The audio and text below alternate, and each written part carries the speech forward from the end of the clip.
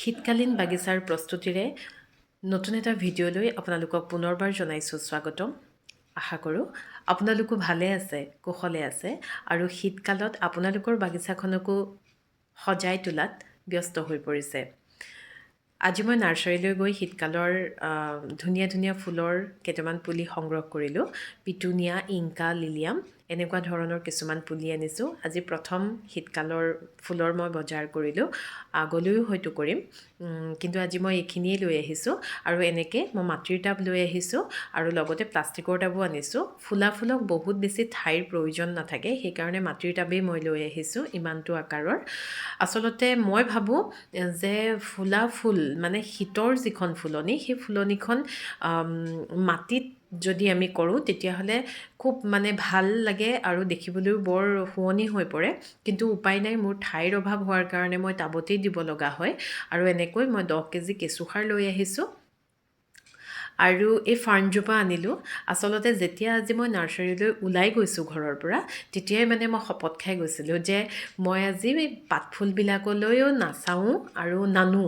কিন্তু উপায় নাই, অভ্যাসৰ ওচৰত হাৰ মানি এই ফাৰ্ণজোপা দেখি মই ৰৈ থাকিব নোৱাৰিলোঁ। ফাৰ্ণজোপা মই আগতেও দেখিছোঁ, কিন্তু মোৰ বাগিচাৰ কাৰণে আজি প্ৰথম সংগ্ৰহ কৰিলোঁ। আৰু লগতে এজোপা ইংলিছ আইভিজোপা চাওকচোন, ইমান ধুনীয়া ভেৰিগেশ্যন আৰু পাতৰ আকাৰটো ইমান ধুনীয়া ডাঙৰ। গছজোপাও বৰ সুন্দৰকৈ বাঢ়িছে। মই ননাকৈ কেনেকৈ থাকোঁ বাৰু কওকচোন? কিয় নাজানো, এই পাতফুলবিলাকে মোক ইমান বেছি টানি লৈ গুচি যায়, মই ৰৈয়ে থাকিব নোৱাৰোঁ। আৰু নাৰ্চাৰীলৈ মই যিখন নাৰ্চাৰীৰ পৰা গছবোৰ আনো, সেই বৰ্তাজনে তাৰমানে মই গৈ পাওঁতেই কৈছে, মই আগতে এবাৰ যাওঁতে বৰ্তাজনক এটা ক্ৰটন দেখি পেলাই মোৰ কাৰণে এটা পুলি বনাবলৈ কৈছিলোঁ আৰু বৰ্তায়ো বনাই থৈ দিছে। আৰু ইমান ধুনীয়াকৈ মৰমত পুলিটো বনাই থৈছে, মই ননাকৈ কেনেকৈ থাকোঁ বাৰু? আৰু সেইকাৰণে সেই ক্ৰটনটোও মই লগতে লৈ আহিলোঁ। ক্ৰটনজোপা হৈছে এইজোপা, আৰু এইজোপাৰ নাম হৈছে য়েল্ল' আইষ্টাৰ্ণ ক্ৰটন। আৰু হালধীয়া ৰংটো হয়তো এতিয়া ঠাণ্ডা দিন কাৰণে ভালকৈ পৰিষ্কাৰ হৈ ওলোৱা নাই, কিন্তু যেতিয়া বাৰিষা এই ক্ৰটনটো মই প্ৰথম বৰ্তাৰ ঘৰত দেখিছিলোঁ, ইমান ধুনীয়া লাগিছিলে। মই সেইকাৰণেই আচলতে পুলি বনাবলৈ ক'লোঁ। আৰু এতিয়া বৰ্তাই কৈছে যে মাটিখিনি মোক সলাবলৈ মানা কৰিছে। ময়ো মাটিখিনি এনেকৈয়ে ৰাখি ইয়াতে থৈ দিম, খালি টাবকেইটা অকণমান পৰিষ্কাৰ কৰি থ'ব লাগিব, নহ'লে বৰ বেছি লেতেৰা হৈ আছে। আৰু ক্ৰটনটোও দেখিবলৈ বৰ ধুনীয়া লাগিছে। মই এই 3টা সংগ্ৰহ কৰিলোঁ। আৰু এতিয়া মই শীতকালৰ এই পুলিখিনি ধুনীয়াকৈ এটা এটা টাবত ৰুই দিওঁ বুলি ভাবিছোঁ। শীতকালৰ ফুলক প্ৰচুৰ পৰিমাণে সাৰ লাগে, আৰু সাৰুৱা মাটি শীতকালৰ ফুলখিনিয়ে খুব ভাল পায়। মোৰ এইখিনি হৈছে শাক পাচলিৰ বাকলি এনেকৈ প্ৰস্তুত কৰি পেলাই মই এতিয়া ৰ'দত শুকুৱাই থৈছোঁ। দেখিছে, ইয়াত ডিমৰ বাকলিখিনিও আছে। গতিকে এইখিনি মই ফুলখিনি ৰুওঁতে মাটিৰ লগত মিশ্ৰণটোত দি দিম, যিহেতু সাৰুৱা মাটি ফুলে খুব ভাল পায়। আৰু ফুলখিনি ৰুবৰ কাৰণে মই টাবটোত প্ৰথমতে মই বস্তাত থৈ দিছিলোঁ। শুকান পাত এনেকৈ বস্তাত ৰাখি থওঁ, পাত অলপমান দি লৈছোঁ, তাত এনেকৈ মাটিখিনি দি আৰু তাত মই ধুনীয়াকৈ পুলিবোৰ ৰুই দিলোঁ। এয়া পুলিখিনি ৰুই দিয়াৰ পাছত মই ছাঁ ঠাইত এটুকুৰাত ৰাখি থৈছোঁ। যিহেতু পুলিবোৰ এতিয়া একেবাৰে সৰু সৰু হৈ আছে, অকণ হৈ আছে, আৰু এসপ্তাহমান এনেদৰেই ৰাখি পিছত মই ৰ'দলৈ দিম। আৰু ইয়াত মই একদম লাহে লাহে, এয়া হৈছে চাউল আৰু দাইল ধোৱা পানী, এইখিনিও খুব ভাল সাৰ, লিকুইড ফাৰ্টিলাইজাৰ হয় ফুলৰ কাৰণে। আৰু মই সেই পানীখিনি এনেদৰে দি দিছোঁ। মোৰ এগৰাকী সেউজ যাত্ৰাৰ সংগী, মোৰ ভিডিঅ' চোৱা এগৰাকী সংগীয়ে এল'ভেৰা প্লাণ্টৰ বিষয়ে মোক অকণমান ক'বলৈ কৈছিলে।